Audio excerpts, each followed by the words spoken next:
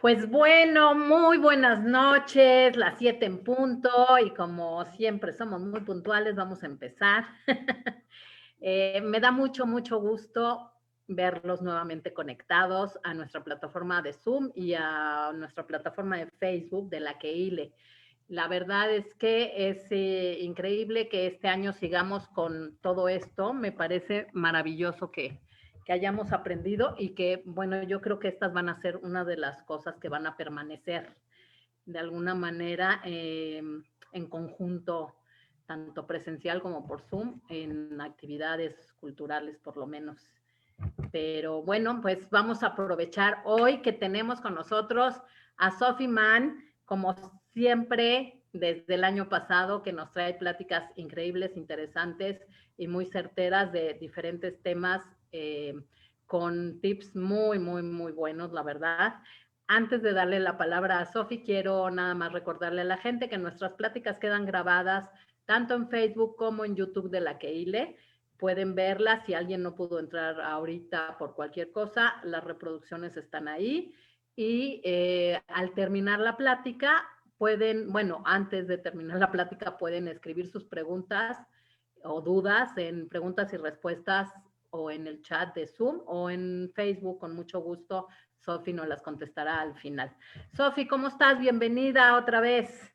Anita, gracias Raquel, gracias a La Keile por la invitación y pues sí, con este tema me han pedido muchísimo que hable de la ansiedad y de la ansiedad y de la depresión y de las angustias y hoy vamos a tratar de definir un poco, si es que se puede en una hora, poder definir. Todos tenemos síntomas, todos en nuestra vida tenemos síntomas. Los síntomas son mecanismos de defensa que hace nuestra mente ante situaciones de estrés. Pero en esta época es muy común que todos generemos nuevos síntomas de ansiedad, de miedo, de angustias, de fobias. Es muy común, es una defensa que hace nuestra mente ante esta situación de estrés que, como hemos dicho en varias ocasiones, pues es completamente incierta, juega con probabilidades y nada es claro ni certero. Entonces, claro, bueno, y además de que ya se prolongó más de lo que hubiéramos pensado, entonces eso produce mucho más estrés y ansiedad. Así es, así es. Pues bueno, mi Sofía, entonces te dejo, te doy el micrófono y aquí estamos para las dudas y... Gracias, Anita, gracias a La Keile. Voy a compartir con ustedes pantalla porque le quise poner a esta presentación, los monstruos sí existen. La verdad es que la ansiedad, la depresión, la angustia, los miedos son estos pequeños monstruos que se van colando a nuestra mente y es bien difícil de sacarlos de ahí. Por eso quise llamarle a esta plática así, ¿no? Vamos a empezar, déjenme nada más agrandar la pantalla, ahí espero que la puedan ver, ¿ok? Sí, se ve perfecto. Perfecto, gracias. Quiero empezar con ustedes diciéndoles, la mente es el órgano más poderoso que tenemos en el cuerpo, ¿sí? Una persona con un paro respiratorio o cardíaco puede ser reanimada. Una persona con muerte cerebral difícilmente puede regresar a la vida, ¿sí? La mente es el órgano más importante. Y yo siempre les he hablado que la mente está dividida en 2 o 3 partes, ¿no? Yo siempre junto la parte 1 y la parte 2, pero hoy vamos a hablar, hoy la voy a desmenuzar más. Vamos a hablar de que la mente está dividida en 3 partes, ¿ok? La primera parte, vamos a pensar que nuestra palma de la mano es la mente, ¿sí? Ahí me ven todos. Esta parte vamos a llamarla el cerebro reptiliano, el cerebro reptil, ¿sí? Su función es la supervivencia del ser humano y está encargada de procesos involuntarios. Son los procesos en los que no tenemos control, ¿sí? Procesos respiratorios, digestivos, cardiovasculares, sanguíneos, reumatológicos, todas estas funciones del cuerpo que se dan automáticamente están en el cerebro reptiliano. Después viene el cerebro mamífero, ¿sí? El que yo le llamo el cerebro de los vínculos, de las emociones, ¿sí? Aquí se gestan las relaciones afectivas, las emociones, las hormonas. He hablado mucho del sistema límbico, ¿no? Este sería el sistema límbico. Este sería todo lo que es el cerebro de las emociones y de nuestras relaciones de afecto, ¿sí?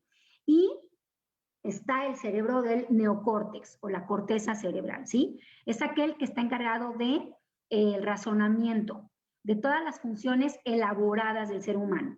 Pensamiento, análisis, causa-efecto, planificación, organización, todo lo que... Entonces, de esta forma, el cerebro es esto, ¿ok? El cerebro reptiliano está muy en el fondo de nuestro cerebro, está en el tallo cerebral, ¿sí? El cerebro de los vínculos está, el mamífero está más adentro, y lo que se ve por fuera es la corteza cerebral, y es la encargada de nuestros pensamientos más elaborados, el uso de la mente más elaborada, cognición, memoria, análisis, planificación, todo esto, ¿ok? Estos tres cerebros tienen tres funciones. Tienen la función de mantenernos seguros, ¿sí? Seguros, conectados con la gente, con el entorno, con nuestras emociones, con lo que vivimos, ¿sí? Y congruentes, ¿sí? Quieren que estemos seguros, conectados y congruentes. Cuando hay un evento crítico, cuando aparece un evento crítico, es esto que le llamamos trauma, pero no es un trauma. El evento crítico es un evento que viene, ahorita vamos a hablar de sus características, es cualquier situación que sobrepasa nuestra capacidad de respuesta, ¿sí? Entonces, este evento crítico que estamos viviendo ha sido crónico. Hay tres características que vamos a ver en el evento crítico. Uno, que es inesperado. Nadie se lo espera, nadie lo ve venir. De pronto aparece. Dos, que nos pone en peligro. Y tres, que va a generar una sensación de falta de control. Nos va a generar una sensación de falta de control, de no tenemos el control de nuestra vida. Entonces me vuelvo loco porque no tengo el control, ¿ok? Eso es un evento crítico. Que se genere o no en un trauma depende de otras cosas.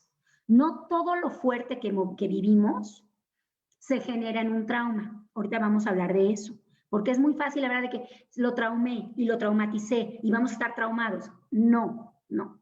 Ahorita estamos viviendo un evento crítico que está afectando nuestra seguridad, nuestra conexión y nuestra congruencia.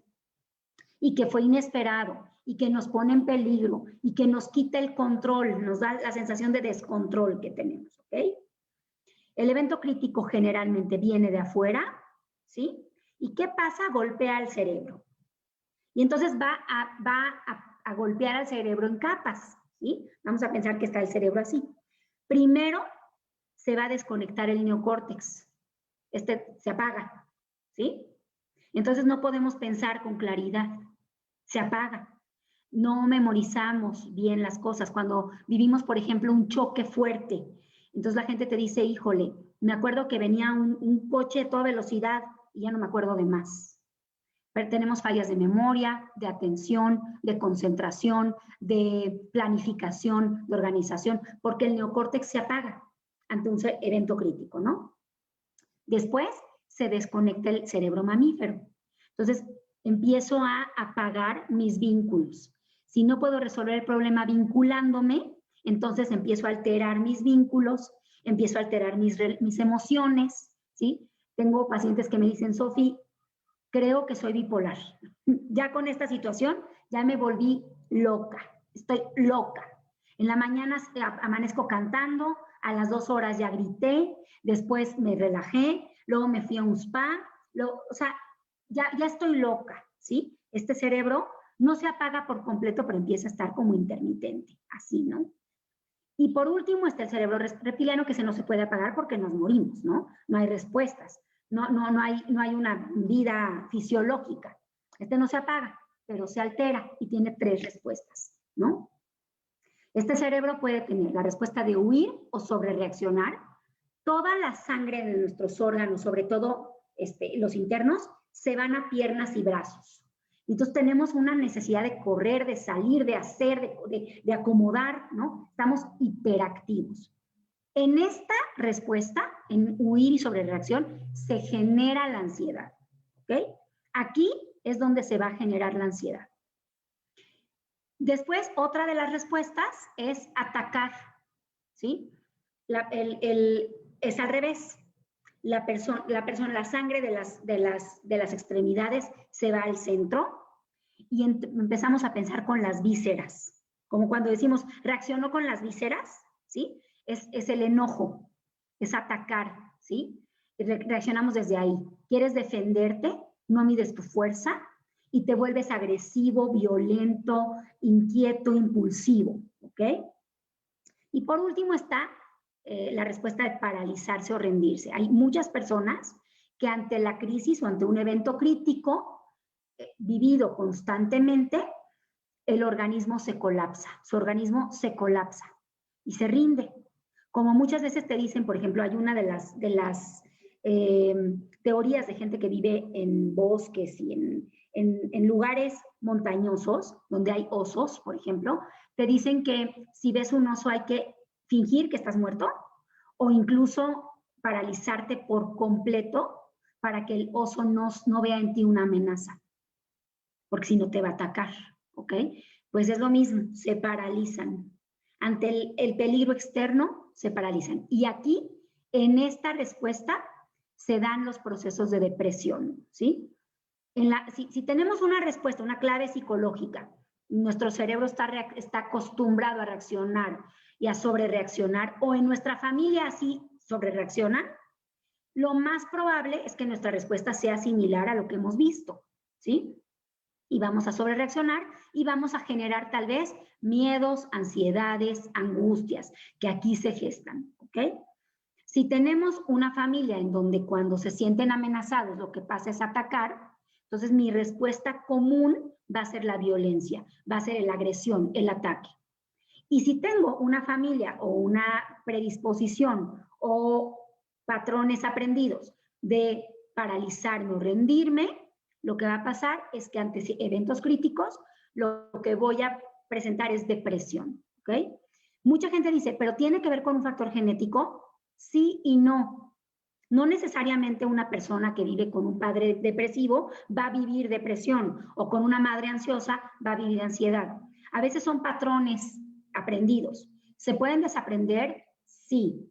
¿Se puede reprogramar el cerebro? Sí. ¿Ok? Entonces, esa es la idea. La idea es que nos conozcamos, que veamos cuál es nuestra respuesta innata y ver cómo se gesta nuestro síntoma. Y no permitir que el síntoma crezca. ¿Okay? Ahorita vamos a ver cómo podemos hacer esto. Ok, entonces vamos a enfocarnos en esta plática al miedo y a la angustia. La violencia y la depresión no la vamos a tocar, la hemos tocado en otras pláticas, pero vamos a enfocarnos en la primera respuesta, que es la de huir, la de sobrereaccionar, ¿sí? Donde la sangre está en nuestras extremidades, estamos sobrereaccionando. El miedo, ¿cuál es la diferencia entre miedo y angustia o ansiedad? Es que el miedo se dirige a un objeto o situación específico, ¿sí? Genera una amenaza, es un objeto o situación que genera una amenaza real, actual o futura, ¿ok? Entonces, nosotros ante esta pandemia, por ejemplo, empezamos a sentir miedo. El miedo es una respuesta real ante algo real, ¿sí? Hay un tema real de enfermedad que no podemos controlar, que no sabemos qué es, que juega con las probabilidades y juega con nuestros nervios, ¿no? Y entonces empezamos a sentir miedo. ¿Cuándo llegó la angustia? Cuando este miedo se vuelve indeterminado, ¿sí? Y ya no sabemos cuál es el objetivo. Ya no le tenemos nada más miedo a la enfermedad. Le tenemos miedo y entonces ya nos hicimos historias e ideas y yo escuché y yo oí y ya no sé qué sí y entonces Moreno dice una cosa, pero entonces la otra doctora dice otra cosa, pero entonces, y entonces todo el mundo dice de todo y ya no sé, ¿ok? Entonces el miedo puede ser la causa o la consecuencia, puede estar adelante y atrás de la angustia, que es completamente indeterminada, carente de objetivo, es libre, es flotante y aparece sin causa aparente, ¿eh? O sea, puede de pronto aparecer la angustia o la ansiedad. Angustia y ansiedad para fines de esta plática las vamos a juntar. Tiene algunas diferencias fisiológicas, pero no vamos a entrar en esos temas acá, ¿ok? entendamos que angustia o ansiedad son temas generales, no es un miedo específico a algo, es cuando ya se involucraron muchos temas y estamos con muchas cosas a la vez y ya nos tenemos un miedo específico a algo. Son varias cosas a la vez, ¿ok? Varias elementos. El miedo, como dije, puede ser el causante de un estado de ansiedad o de angustia, o puede ser incluso un síntoma de la angustia. Porque una vez que una persona vive angustia o ansiedad, empieza a sentir miedo a repetir este estado. ¿Sí? ¿Me explico? Voy a repetir esto. El miedo se puede desproporcionar, hacer que busquemos respuestas en otro lado, aprendamos de otras cosas, busquemos otras cosas, y entonces llega la angustia o la ansiedad, que es algo más generalizado, es un estado generalizado, y tiene diferentes síntomas, ahorita vamos a hablar de ellas, ¿ok? De los síntomas. Y entonces puede ser que entonces la persona sienta miedo para que no vuelva a vivir este estado de angustia en intermedio. El miedo se refiere a un estado específico acerca de algo. Tengo miedo a contagiarme, tengo miedo a no poder respirar, tengo miedo a algo específico, tengo miedo a un perro, tengo miedo al fuego. El miedo es algo específico, ¿ok? Un miedo crónico, ¿sí? Que no puedo controlar, se puede generar en un estado de ansiedad o de angustia, ¿ok? La angustia o la ansiedad es sentir una aprensión intensa, ¿sí? Sin causa aparente, no es un motivo en especial. Tengo miedo a contagiarme, pero también a que alguien me haga algo, me diga algo, y entonces yo sienta, y entonces yo le diga, y entonces me vaya al hospital, pero en el hospital no. Entonces ya mi mente ya se va a que me muera por eso, que mis papás no puedan alcanzar a verme, que ya deje de ver a mis amigos, que mi novia, que mi novio, que mi hermana, que mi vecino, que mi perrito, todo se conjuga, ¿ok? La ansiedad, sí o sí, se acompaña de pérdida de control. Hay una sensación de pérdida de control. Mucha gente que vive ansiedad me dice, Sofi, tengo miedo de no volver a ser la misma persona.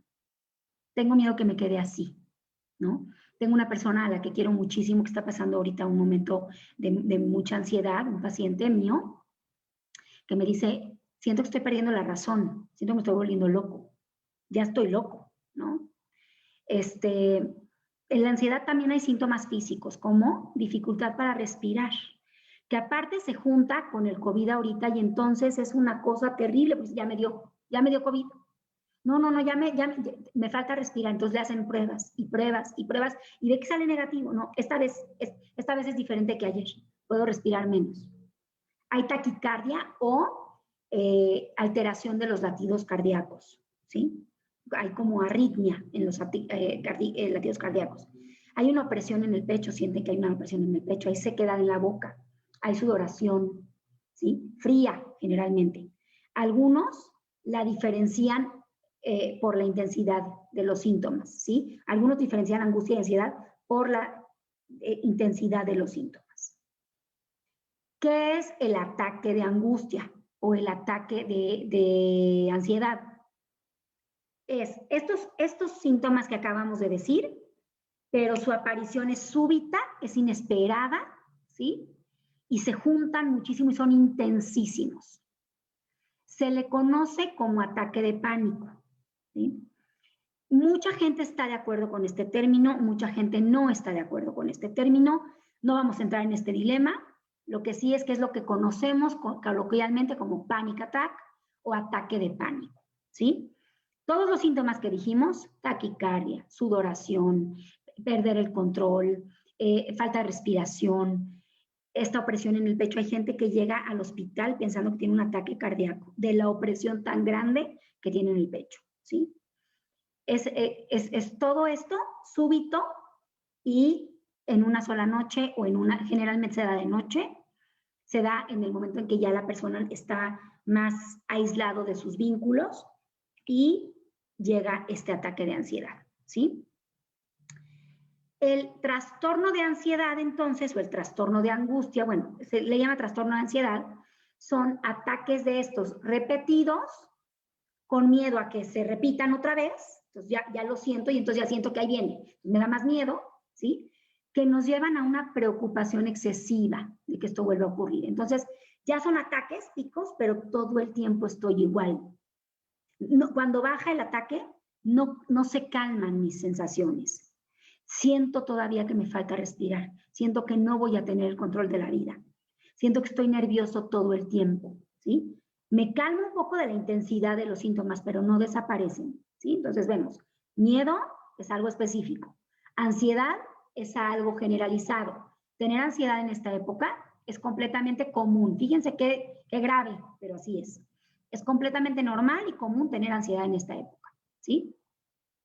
Y el ataque de pánico es esta sensación abrupta, es como un shot de todas estas sensaciones y emociones en un mismo momento. Y el trastorno de ansiedad es que este tipo de picos o de ataques se dan más frecuentemente y ya la persona no puede regresar a su estado base. Todo el tiempo está nervioso porque no vuelva a aparecer el ataque de ansiedad. Los ataques de pánico y el ataque de ansiedad jamás son iguales al primero. Mucha gente refiere que una vez que lo viviste fuerte, ya los demás bajan de intensidad. Yo no he tenido la oportunidad de conocer a una persona que diga que va creciendo. Lo que sí crece son los síntomas diurnos, los que siguen en el día, incluso sin el ataque. Ya no puede retomar su base, como así lo mencionan los pacientes, ¿ok? La persona tiene miedo de no volver a ser la misma. Eso es lo que veo constantemente, ¿ok? Así se ve un ataque de angustia. Completamente descontrolado, la persona no puede con sus movimientos, puede haber gritos, puede haber llantos, puede haber caminar todo el tiempo por la casa, estar desesperado, ¿sí? La gente alrededor no hay forma de contenerlo porque verdaderamente esto es lo que siente adentro, así lo sienten. No minimicemos su sentir, por favor. Es como si el monstruo se apoderara de ellos por dentro y no los deja estar. Me parece que esta foto de verdad muestra lo que así se ve un ataque de ansiedad por dentro, así se vive, con ruido, sin control, en grito, en llanto, quiero quitarme la cabeza, porque esta es la que me está generando todos estos pensamientos.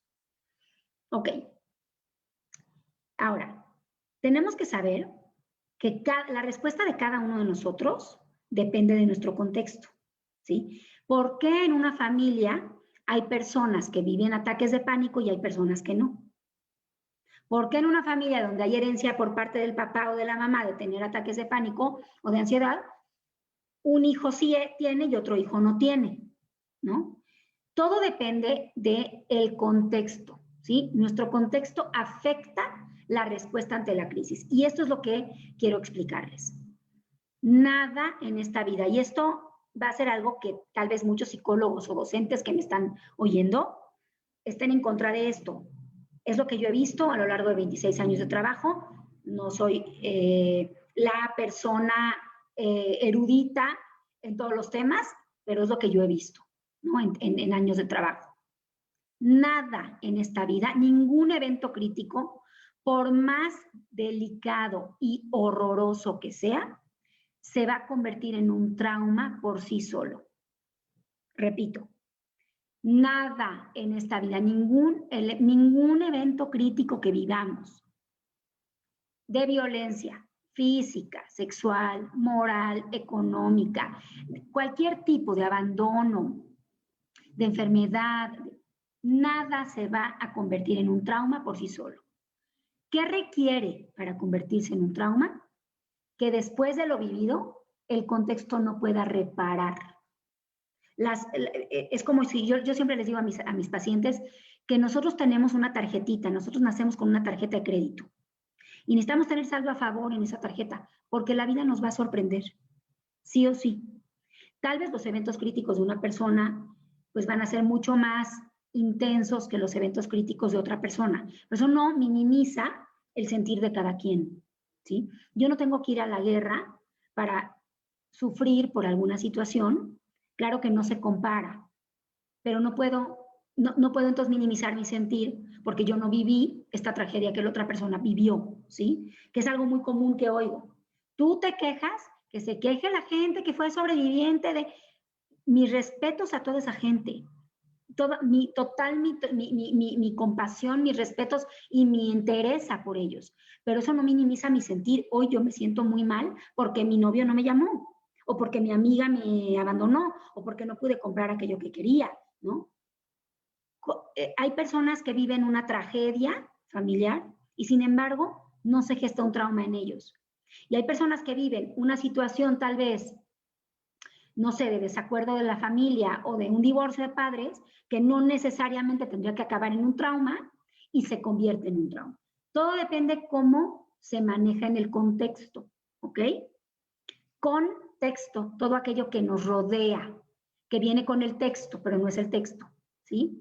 Es el que genera como el telón de fondo de nuestra vida, de nuestra historia, ¿sí? Y nuestra historia es la obra. Y es donde se desarrolla el evento crítico, ¿sí? El síntoma no aparece por el evento crítico. El síntoma lo genera nuestro contexto.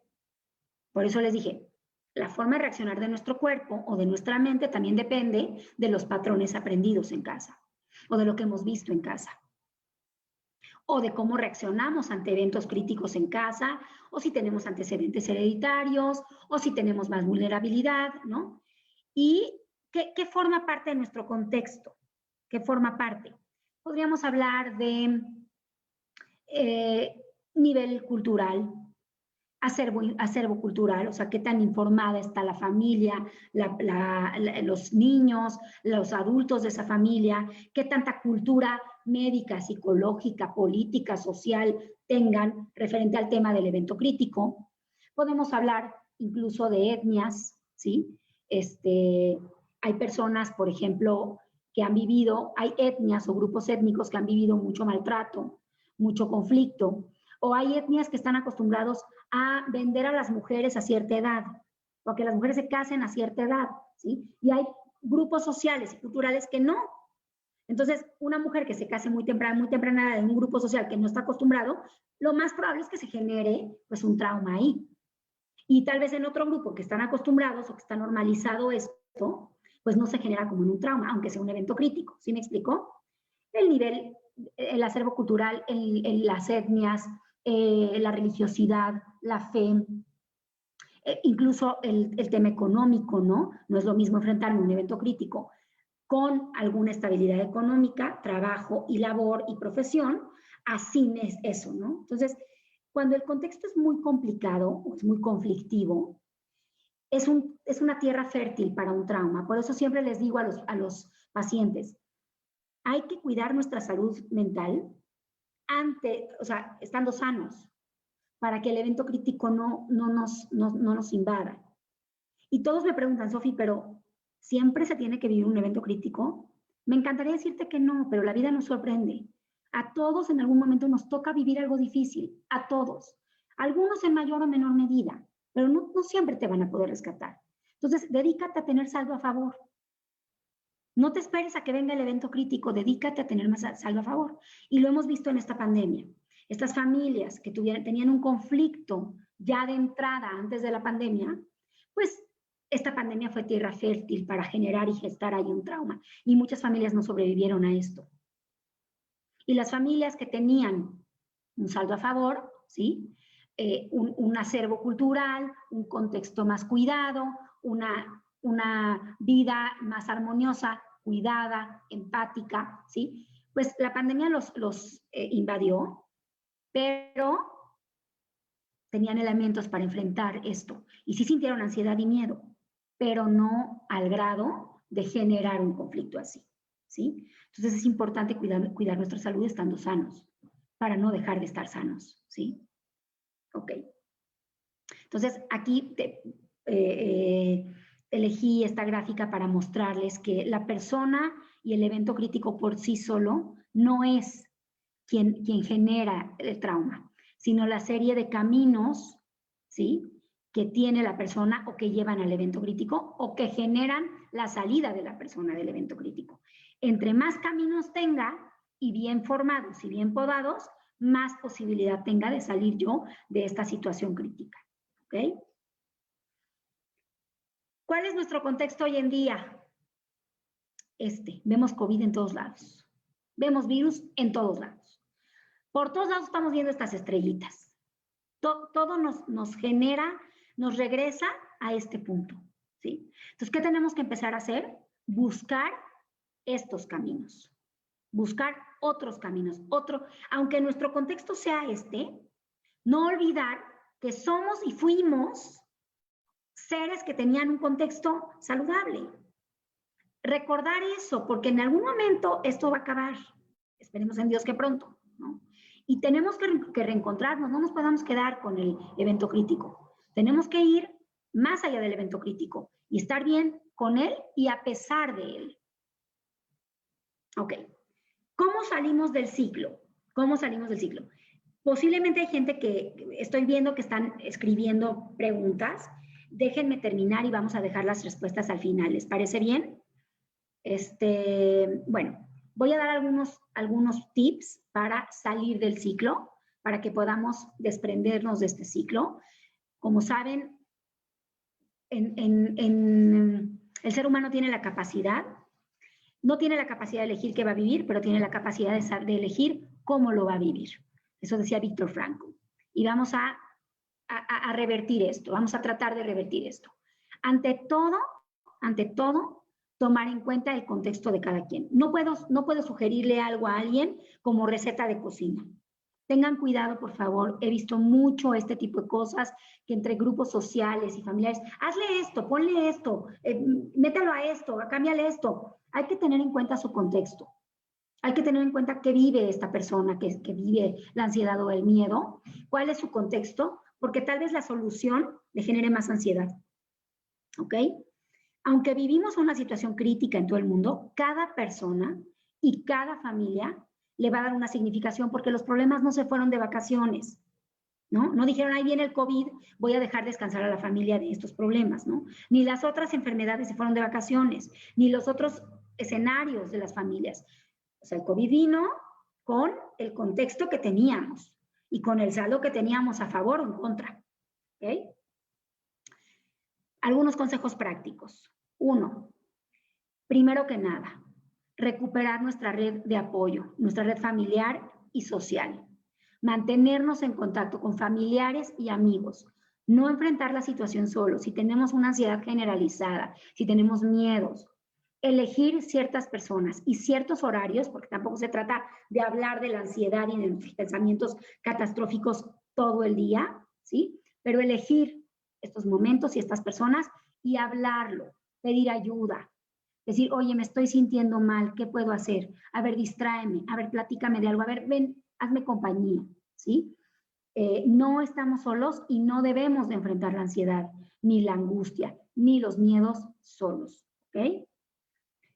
2, si sufro de ansiedad y miedos, tengo que desconectarme un poco de las noticias y de las redes sociales, ¿sí? Desconectarme un poco no quiere decir que deje de verlas, porque hay gente que ya trae una adicción a eso y ya necesitamos, es la forma que tenemos de conectarnos, y lo pongo entre comillas, con el mundo, ¿no? Pero desconectarnos un poquito de las noticias, no oír a todo el mundo, elegir a quién voy a oír. A 1, 2, 3 fuentes, nada más. No estoy oyendo a todo el tiempo sobre el tema, ¿sí? Y no estoy metiéndome constantemente a las redes sociales para ver qué hacen los demás, porque eso me genera más ansiedad. Si estoy estancado, me hace sentir más estancado. Si estoy infeliz, me hace sentir más infeliz. Si estoy ansioso, me hace sentir más ansioso porque quiero eso que no tengo y que el otro tiene, ¿sí? Por lo menos, si no lo voy a quitar, reducir el tiempo de exposición ante noticias y redes sociales. Esto lo he dicho en N cantidad de veces y no me voy a cansar de decirlo. Por favor, reduzcan ese tiempo. Hay muchos memes hoy en día en donde hay caricaturas y memes y fotos en todas las redes sociales, hablando de redes sociales, tan plagadas oye, papá, ¿y qué hacían en la escuela sin internet, sin Google, sin celular, sin computadora? ¿Qué usaban? La mente, hijo. Usábamos la mente, ¿sí? Todo aquello que dejo de usar en mi organismo por algo externo que me lo da, el organismo lo atrofia, lo deja de usar, ¿sí? Entonces, busquemos un equilibrio. Yo creo que la palabra ideal acá es el equilibrio, ¿sí? No me gusta satanizar las redes sociales ni las noticias. Tenemos que estar informados, por supuesto. Yo también estoy activa en las redes sociales. Tengo hijos adolescentes, también están activos en las redes sociales, pero equilibrar, equilibrio, ¿ok? Mantener una rutina dinámica. Siempre lo he dicho, también lo voy a decir en esta sesión. He hablado siempre de 5 actividades que nos pueden mantener en una rutina diaria y dinámica. No tiene que ser tajante, no tiene que ser con horario, no tiene que ser rígida, pero sí mantenernos activos. Si yo dejo el celular de lado y estoy esperando al tiempo para volverlo a usar, lo voy a usar antes de tiempo y me voy a sentir más ansioso cada vez. Tengo que compensar aquello que no estoy llevando a cabo con las noticias o con el celular, con la tableta o con la computadora, con actividades productivas, actividades físicas dirigidas, actividades manuales, actividades intelectuales, juegos de mesa, retos intelectuales, un libro, otras cosas que podemos hacer, actividades sociales, que es mantenernos en contacto con la familia y la sociedad, y actividades de ocio y entretenimiento, equilibrarlas entre todas. ¿Okay? Tampoco se trata de hacer un maratón diario y ejercitar mi cuerpo 6 horas al día, que eso no funciona. ¿Okay? 4, hacer un ajuste en nuestra dieta diaria. Yo no voy muy de acuerdo con el tema de satanizar ciertos alimentos. Sobre todo esto que está muy de moda, que te dicen que el azúcar es como veneno y que, bueno, es como veneno, perfecto. Te doy una cucharita de azúcar y una cucharita de arsénico. Y ahí me cuentas, yo me tomo la de azúcar, ¿te quieres tomar la de arsénico? No, no hay que satanizar ningún alimento. Los alimentos están por algo y está padrísimo que podamos equilibrar. Pero sí es importante entender que la ansiedad y los miedos se gestan en este cerebro, el cerebro de los vínculos, ¿sí? El cerebro de las emociones. Y este cerebro con ciertos alimentos se altera más. Este y este cerebro, ¿sí? Se alteran un poco más, ¿sí? Entonces es importante reducir la cantidad, no dije eliminar, la cantidad de azúcares refinadas, de carbohidratos, comer cosas más naturales, menos conservadores, las cosas que podamos hacer en casa, ¿no? Frutas, verduras, cosas naturales y crudas, mejor, ¿no? Equilibrar nuestra cantidad de proteína, de grasa, de carbohidratos, de vitaminas en el cuerpo para que tengamos una nutrición integral y complementaria. Y por otro lado, ojo con las sustancias que ingerimos. Nos hemos vuelto una sociedad que consume sustancias para todo. Que me duele la cabeza, me tomo no sé qué. Que está de moda ahorita el CBD, que está de moda ahorita el Joule, que está de moda ahorita. Yo sé que los chavos, y lo he escuchado mucho, también con los padres de adolescentes o de los no tan adolescentes, quieren compensar este tiempo que no han podido estar con amigos. Entonces, bueno, le dejo que vaya a estar con sus amigos, a acabarse el alcohol, le dejo que tenga este cigarro electrónico, le dejo que se tome de pronto, se está comprobado que el CBD pues no afecta tanto, ¿no? Como, o sea, es un, viene del cannabis, pero no afecta tanto como el THC de la marihuana, y ya nos han envuelto con estas cosas, y finalmente son sustancias externas al cuerpo. Y las sustancias externas al cuerpo que tú utilizas para cambiar un estado de ánimo, un estado emocional, un estado de alerta, ¿sí? Están haciendo que tu cuerpo se atrofie, te guste o no, ¿no? O sea, esto de que son gotitas naturales y que está extraído por lo más natural, sí, también puedes generar una adicción a la cafeína y puedes generar una adicción a, no sé, a cualquier sustancia, ¿sí? Toda sustancia en exceso va a alterar nuestra neuroquímica y eso es importante ajustarlo. Otra vez la palabra equilibrio, ¿sí? Trabajo mucho con chavos, sobre todo menores de 25, de 30 años, y lo que me he dado cuenta últimamente es que hay poco trabajo comunitario. Están ellos en edad de merecer, ¿ven? O sea, esta es una generación muy productiva. Yo adoro esta generación tecnológica, productiva, que va más allá, que pide, que argumenta, que decide, que está cada vez más informada, pero que nacieron con las manos abiertas. Ellos tienen el privilegio de recibir, ¿no? Hemos hablado de la diferencia de la paternidad de ayer y hoy, y cómo estos padres que ayer fuimos hijos y que venimos de un modelo autoritario, queremos darle a nuestros hijos aquello que no nos dieron, y lo pongo entre comillas otra vez, ¿no? Porque no les damos lo que sí nos dieron, que es límites, seguridad, amor, presencia muchas veces. Tratamos de compensar muchas cosas que hoy no les podemos dar con excesos o con darles de más, ¿no? Está comprobado, no lo digo yo, tener un trabajo o servicio comunitario en función de los otros te ayuda, es un ejercicio energético, psicológico, religioso, humanitario, de regresar a ti y de entender tu misión en la vida y tu función en la vida, ¿sí? Un trabajo y servicio comunitario. Hoy el mundo está muy necesitado, entonces siempre va a haber instituciones, eventos que necesitan de nosotros, y comprometernos a alguna causa nos deja más que lo que estamos dando. Está comprobado, de verdad, no lo digo yo. Es uno de los pilares fundamentales de la psicología positiva hoy en día. Se han hecho muchos estudios con niños que, por ejemplo, les dan dinero para que se compren cosas a ellos o para que le compren cosas a gente que está en una situación difícil o crítica de vida y de supervivencia.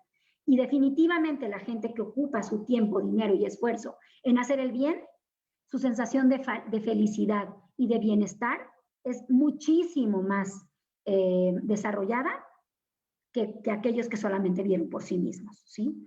En hebreo, el dar se dice Natán, tiene la raíz de dar se dice Natán, y Natán se lee igual, de ida y de vuelta. En idioma hebreo, o como lo escribamos, y lo escribamos en español también, ¿sí? Aquel que da, recibe lo mismo o más. En bienestar, en satisfacción, no podemos ser indiferentes al dolor ajeno. El mundo hoy nos necesita, y si queremos bajar nuestro nivel de angustia, tenemos que hacer ciertas tareas terapéuticas que nos van a ayudar muchísimo a conectarnos con el otro. 6. Tener un sentido optimista. Siempre lo he dicho, es importante estar contentos, por lo menos acomodar nuestra postura. Es que no puedo, Sofi, estoy muy ansiosa, estoy desesperada. Métete a bañar, haz ejercicio, métete a bañar, arréglate, ¿no? Acomoda tu físico, ¿sí? Este sentido optimista, trata de estar alegre, escucha música, conéctate un poquito, genera una posibilidad de cosas nuevas, ¿no? De hacer cosas nuevas. Si yo me permito encorvarme, me permito no asearme, me permito empezar a tener estas rutinas de devaluación y de desgaste míos, es difícil conectarme nuevamente, ¿no? Intentar impulsarnos a hacer cosas nuevas, no hacernos para abajo. ¿Vamos a tener ganas? No. Es que no me nace, me dicen muchas personas. No, no te van a hacer, traes un estado generalizado de ansiedad. No te van a hacer. Tienes que ir contra la corriente y hacerlo. Intentar hacerlo lo más que puedas. 7, buscar definir un rol. Muchas veces esta generación que está como muy acostumbrada a comodidades, a la cultura fast, todo es rápido, con un botón adquieren todo lo que quieren, ¿sí? Perdemos un poquito la misión y el sentido de nuestras vidas. Las personas tendemos a hacer lo que los demás hacen. Está de moda tal, pues voy a tal. Todos van a tal lugar de luna de miel y pues me voy a tal lugar de luna de miel. Todos tienen este celular, que es el último modelo, pues así lo hago, ¿no? Entonces, un poquito detenernos y preguntarnos qué quiero, qué soy, qué me define, explorar nuevos pasatiempos que antes hacía de niño y que ahora dejé de hacer, explorar ciertas cosas o ciertas personas con las que me llevaba. No, es que no es de mi grupito, no importa, es una persona que te cae bien. Hacer otras actividades que te saquen un poquito de esta zona de confort. Buscar definir un rol diferente, no este rol pasivo de recibir nada más. 8. Ejercicios de respiración y relajación. Otra vez, también está comprobado, y sustentado, no lo digo yo, ¿sí? Ante temas de ansiedad, es muy importante oxigenar nuestro cerebro, porque nuestros vasos sanguíneos con estos pensamientos y con estas palabras que nos decimos se irrigan, se llenan, se irrigan de sangre, ¿sí? La sangre los irriga demasiado. Hay mucho torrente sanguíneo y entonces hay taquicardia, hay sudoración, nos agitamos. ¿Cómo contrarrestamos la agitación? Con la respiración. Detenernos, calmarnos y respirar profundo, tenemos que oxigenar. Por eso, caminar al aire libre. Bueno, que en México no hay mucho aire libre, pero caminar afuera, ¿sí? Tomar agua y respirar son estrategias, son tareas terapéuticas para gente que vive ansiedad, porque está oxigenando sus vasos sanguíneos. Ante la ansiedad se irrigan demasiado los vasos. Hay que oxigenarlos, ¿ok? Y 9, por último, empezar por nosotros mismos. Nadie puede hacerlo por nosotros, nadie nos puede rescatar, es que ayúdame, ¿no? Solo lo vamos a lograr autoconociéndonos y con consistencia.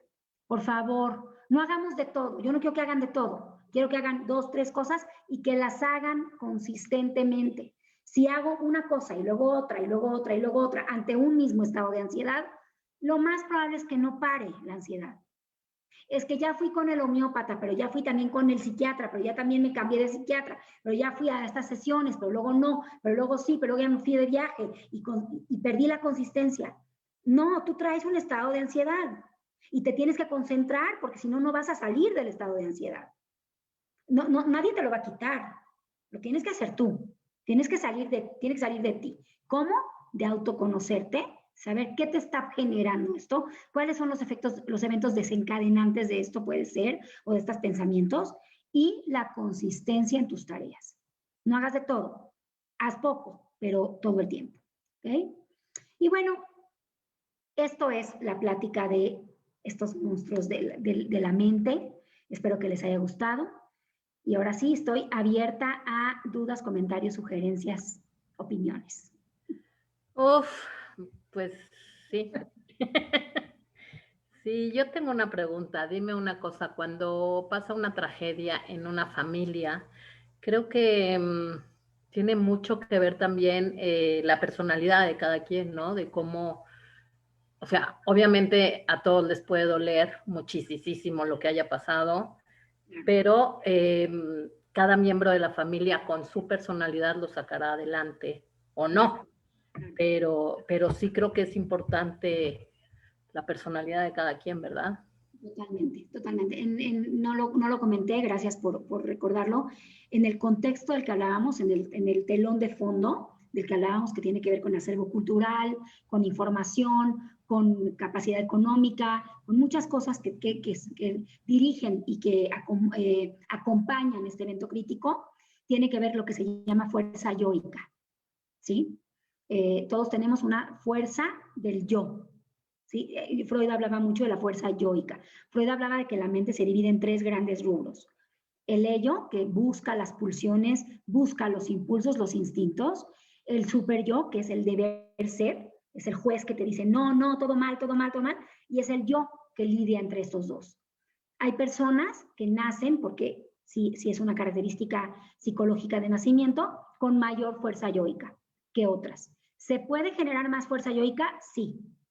Sí, pero todo depende de cómo enfrentemos las circunstancias críticas que se nos presentan. Y cada quien responde a los eventos de una forma muy distinta. Sí. Pues sí, así es. Sí, la verdad que sí. Nos preguntan, Sofi, ¿cómo se puede controlar la ansiedad y cómo el miedo? El miedo y ansiedad es exactamente lo mismo. El miedo voy a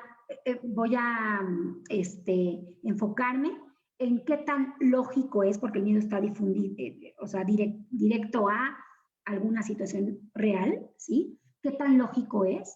¿Y qué está en mis manos para poder controlar? Hay cosas que no están en mis manos, ¿sí? Ante esta pandemia está en mis manos cuidarme, cuidar de los demás, lavarme las manos todo el tiempo, usar cubrebocas, no hacer reuniones mayores de 20 personas, de 10 personas, lo que cada quien decida, no tener estos contactos constantes, no compartir vasos, cucharas, tenedores que antes compartíamos sin control, ¿sí? Tener un poquito de control.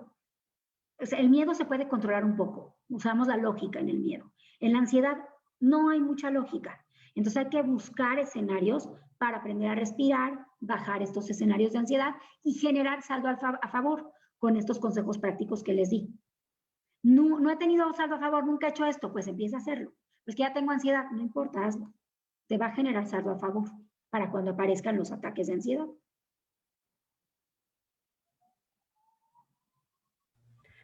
Ok, bueno, tienen muchas felicitaciones en Facebook y aquí tenemos, wow, el concepto de saldo a favor. Interesante plática, nos dicen. En Facebook Gracias. nos dice Adela Hop, es la peor sensación del mundo. Es la peor sensación del mundo. Solo aquellos que hemos vivido un estado de ansiedad lo podemos entender. Pensamos que estamos solos en el mundo y que nos vamos a morir, de verdad. Gracias, Adela, por compartirnos esto, pero sí es cierto, es la peor sensación del mundo. Vianey López también dice, excelente tema, es horrible esa sensación de ansiedad. Así es. Y Elvira Ovendrive dice, siempre es un gusto escucharte, gracias Sofi, excelente plática.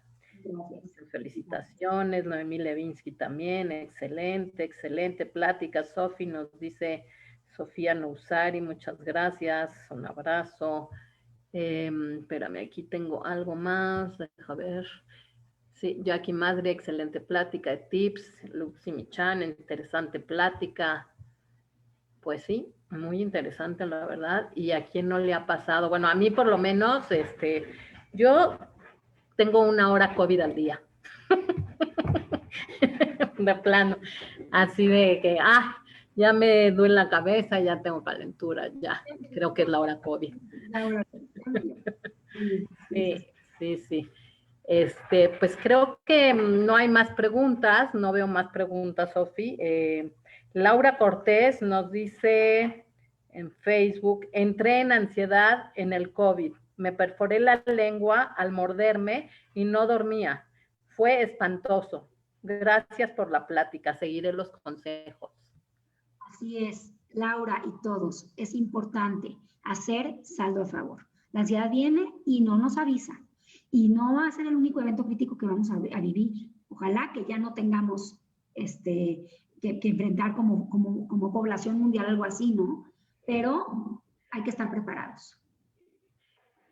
Rosa Engelmeyer levantó la mano. Ya puedes hablar, Rosita. Quería preguntarte si la persona que tiene ansiedad o no tiene, pero pues puede tener, está segura de sí misma porque la están abrazando familiares. Digamos que tiene, su economía está al tanto, está bien, los hijos la abrazan, es decir, la abrazan, la hace sentir segura. Eso tiende a que la ansiedad sea menos, ¿es cierto? Es cierto, Rosita. Te digo Rosita porque te dijeron Rosita, me encantó. Sí, es cierto totalmente. El contexto con el que enfrentamos un evento crítico nos va a ayudar mucho. Ahora, hablando del abrazo literal como tal, cuando una persona está en estado de ansiedad, por favor no traten de abrazarla. Se vuelve catastrófico esto y claustrofóbico. Cuando una persona tiene ansiedad, vamos a tener movimientos o acercamientos, se llaman propioceptivos. Vamos a generar cierta presión, ¿sí? Abrazo contenedor en manos, a ver, dame las manos. Contienes con manos y respira. Regálame 10 respiraciones. Es que, Sofi, tengo un hijo, o tengo mi mamá, o entra así en estados de ansiedad. Me voy a acercar a la persona, le voy a decir, te voy a tomar de las manos, porque una persona ansiosa, si la agarras de forma inesperada, puede atacar, puede sentirse muy invadido, ¿ok? Decirle, te voy a tomar de las manos o te voy a hacer te voy a tomar de los hombros o de los brazos, ¿sí? Así, como lo estoy mostrando, de ambos lados, Y quiero que vamos a respirar juntos 10 respiraciones profundas y mantener el aire por 2 o 3 segundos, es importante. Respiración profunda, mantengo el aire y suelto. Y otra vez, y suelto, ¿sí? Porque esta persona no lo puede hacer sola. Si lo podemos hacer con ella, adelante. Y sí, Rosa, el abrazo de los familiares, económico, emocional, social, de cuidado, ayuda muchísimo, muchísimo. Bajo la consigna de que por su bien no quiero que mi hijo salga, que mi mamá salga, que no vea gente. Nos va a salir más caro el caldo que las albóndigas, chicos. Yo sé que hay que cuidar a nuestra gente mayor y a nuestros niños, y a todos, hay que cuidarnos, pero no los dejemos en soledad, por favor. Hay que abrazarlos, como dice Rosa. Muy bien. Gracias, Rosita. Gracias, Sofi. Gracias. Gracias a ti. Nos dicen, muchas gracias por esta plática tan interesante y tan necesaria. Odette Smeke nos dice, ¿qué hacer cuando tenemos hijos ansiosos y nosotros también sufrimos de ansiedad? Cuando nos cuentan sus problemas nos generan mucho más ansiedad y a veces no sé cómo aconsejarlos porque me bloqueo. Muy importante pregunta. Gracias, Odette, porque aparte comparte que también ella es ansiosa, ¿no? La ansiedad no se contrarresta. La ansiedad genera pensamientos catastróficos, angustias, ¿no? Miedos desproporcionados. No se contrarresta con otros miedos, porque es ilógica, es irreal. Entonces, por más lógica que le quieras meter, no te va a escuchar. Se contrarresta con acciones. Sálganse a caminar, si se puede. Tomen un vaso de agua. Respiren profundamente. Tómense de las manos fuerte. Distráiganse con otra cosa. Pongan una película, aunque no la vean. Distráiganse con el sonido. Hagan un rompecabezas. Pinten mandalas. Actividad física, manual, intelectual, social, ¿sí? Hay una serie de cosas que podemos hacer. La ansiedad no se contrarresta con échale ganas. Tú puedes, no pienses en eso. No, pues entre más me dices no pienses en eso, más pienso, ¿sí? A ver, ven, te escucho, ya te entendí, vamos a respirar profundo. Vamos a respirar profundo, vamos a caminar un rato por la casa, vamos a tomarnos un tecito, vamos a ver una película, vamos a salir a caminar a la manzana. Hay una serie de actividades que podemos hacer para contrarrestar ese momento de ansiedad. Rosa Turquía nos dice, cuando estás en una situación de espera de algún resultado médico o tratamiento, ¿qué recomiendas para enfrentar esa espera? Muy importante pregunta también, porque aquí hay un miedo real, ¿sí? Que puede ser real, que genera una ansiedad desproporcionada, tu reacción es desproporcionada y tu mente te está diciendo huye, huye y no puedes huir, ¿no? Lo mismo que le acabo de decir a Odette. Importante, aprender a respirar, a tener técnicas de relajación, a conectarte con otras cosas, a distraerte mientras esperas, ¿sí? No te vas a distraer por completo, pero mientras vas a poder lograr no enfocar toda tu atención y todo tu pensamiento ahí, ¿sí? Cocina, camina, haz algo de ejercicio, conéctate con otras gentes, no te quedes sola, contacta con otras personas familiares, habla de lo tuyo. Tenemos la mala costumbre, porque es muy mala costumbre, de no hablar de las cosas porque entonces me pongo peor. No, hay un poder curativo en la palabra. No lo quiero hablar porque entonces, ¿y si se cumple? No. Hay que pedir ayuda. Y si de plano no podemos, pues con algún familiar, busquemos ayuda terapéutica. No pasa nada. Todos en algún momento. La terapia es un regalo que cada uno se da. Es un masaje al alma, créanmelo. Hay que hacerlo y permitírnoslo. Sofi Paula Penjón nos dice, en ocasiones, aunque has trabajado la ansiedad, no puedes bajarla. Muchas veces trabajamos la ansiedad cuando está y luego bajamos la retaguardia. ¿Sí? La ansiedad es una enfermedad crónica, no se va de vacaciones. Aparece por eventos críticos, pero luego se puede quedar en nosotros. Entonces tenemos que trabajar nuestro saldo a favor todo el tiempo. ¿Por qué sales a caminar todo el tiempo? Porque tengo una tendencia a ser ansiosa. porque me tengo que cuidar, porque tengo que ser cuidadosa con eso. O sea, ¿qué pasaría si yo les dijera que la ansiedad es como la diabetes? La diabetes no puede volver a tomar azúcar. Punto, se acabó. Tiene que estar concentrada en su alimentación, en la insulina, en los medicamentos que toma. ¿Por qué? Porque no se va de vacaciones la diabetes. La ansiedad tampoco, la depresión tampoco. Una vez que se gestan en la clave psicológica, tenemos que tener saldo a favor para que no aparezcan. ¿Y puede ser intermitente, Sofi? Totalmente. O sea, puede ser que hoy estés muy contenta, pero mañana te pongas a llorar como loquita y después otra vez. Totalmente. Y es normal. Es completamente normal. Y más si estamos viviendo un estado crítico. Si estamos viviendo un estado crítico o una situación difícil que acabamos de vivir o una circunstancia que estamos viviendo en casa que no, pues sí, puede ser intermitente. Pues muy bien, Sofi. Un tema muy, muy ad hoc a lo que estamos viviendo, muy vanguardista, difícil y pues qué lástima que lo estemos viviendo, pero bueno, yo creo que a todos nos ha servido para conocer, pues para conocernos más, y para conocer muchas cosas de otros también y de las situaciones y de la vida misma, creo. Así es. En fin, pues muchas gracias, Sofi, muchas gracias.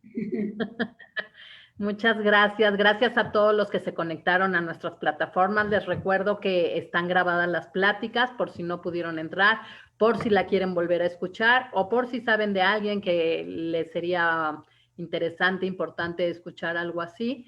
Están en Facebook y en YouTube de La Keile. Sofi, muchísimas, muchísimas gracias. Pues nos veremos primero Dios en 15 días con otro tema muy interesante como el de hoy. Gracias. Cuídense todos, por favor. Y gracias, Anita, a Raquel y a todos por conectarse. Mil gracias. Buenas noches a todos y descansen. Gracias. Bye, bye.